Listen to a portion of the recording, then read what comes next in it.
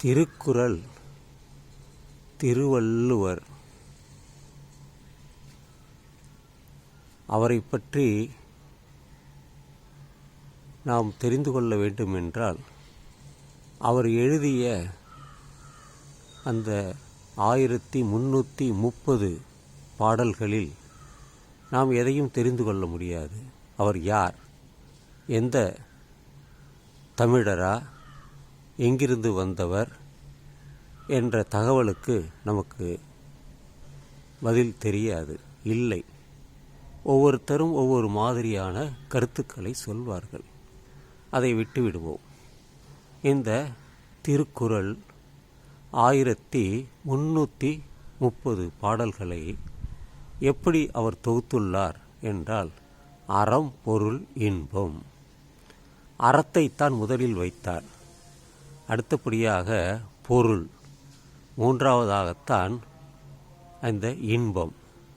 இன்பத்தை பற்றி ஒரு ஆணுக்கும் பெண்ணுக்கும் ஏற்படக்கூடிய அந்த சம்பாஷணைகள் இருப்பது போல அந்த பாடல்கள் அமைந்திருக்கும். ஆனால் வாழ்வியல் முறையில் அறம், பொருள் ஈட்ட வேண்டும், அந்த பொருளை எப்படி நாம் வைத்து வாழ வேண்டும் என்பதற்கான அறத்தை வலியுறுத்தும்தான் அந்த முதல் அதிகாரமே அறம். பொருள் இல்லார்க்கு இவ்வுலகம் இல்லை என்று திருவள்ளுவர் சொல்கிறார். ஏனென்றால் உலகத்தில் இருக்கக்கூடிய அனைத்துமே பொருள்களால் ஆனதுதான். அந்த பொருள்கள் என்றால் அணுக்களால் ஆனது. ஔவையார் மிக சிறப்பாக சொல்லுவார் இந்த அணுவை பற்றி. அதை படித்தவர்களுக்கு தெரியும். ஏனென்றால் நாம் பார்க்கக்கூடிய அனைத்து பொருள்களுமே அணுக்களால் ஆனதுதான். கண்ணுக்கு தெரியாத அணுக்கள் நம் உடலிலே உயிரணுக்கள் இருக்கிறது. இந்த உடலே அணுக்களால், உயிரணுக்களால் ஆனதுதான். எல்லா உயிரினங்களுக்குமே இந்த அணுக்களால் ஆனதுதான்.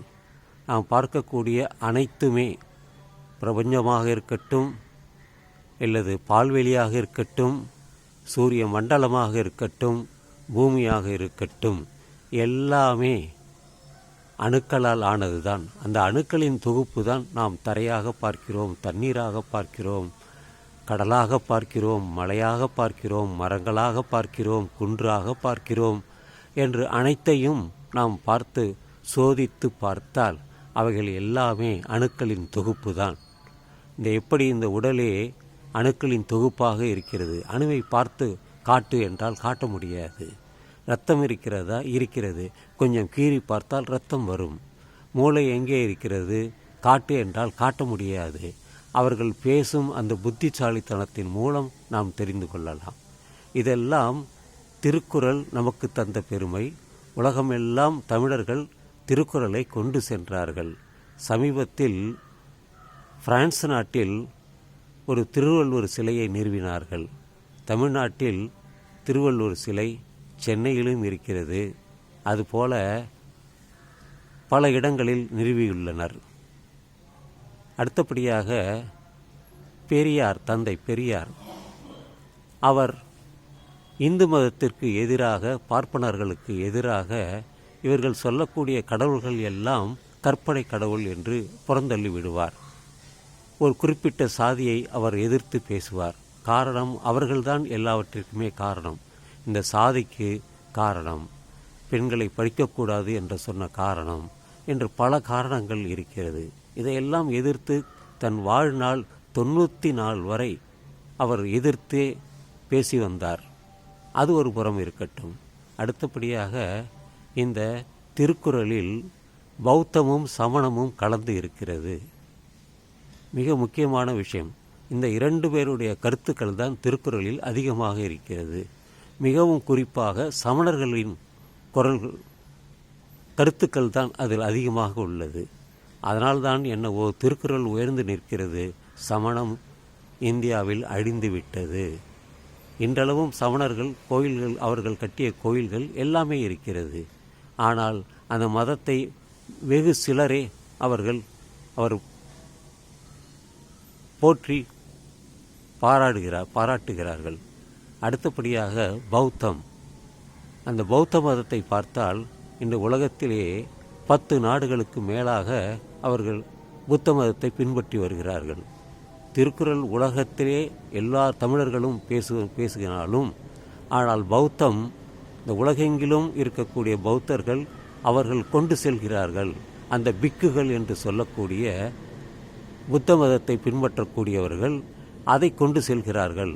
அதனால்தான் உலக மதத்திலே முதலில் கிறிஸ்துவ மதமும், இரண்டாவதாக இஸ்லாமியமும், மூணாவதாக இந்து மதமும், 4வது இடத்தில் இருப்பது பௌத்தம்தான். எனவே வாழ்வியல் முறை திருக்குறள் என்றால் அதைத்தான் சமணமும் பௌத்தமும் சொல்கிறது என்று சொல்லி இந்த காலை பதிவை நான் நிறைவு செய்கிறேன். இது எல்லாமே ஒத்த கருத்து உடையது தான். அதே நேரத்தில் ஆசீவகம் இது எல்லா கருத்துக்களையும் கொண்டது தான். அது அழிந்துவிட்டது. ஆனால் திருக்குறள் நிலைத்து நிற்கிறது. 2000 வருடங்கள் கடந்தும் இருக்கிறது. அதையும் கடந்து பௌத்தம் இருக்கிறது என்று சொல்லி இந்த காலை பதிவை நான் நிறைவு செய்கிறேன்.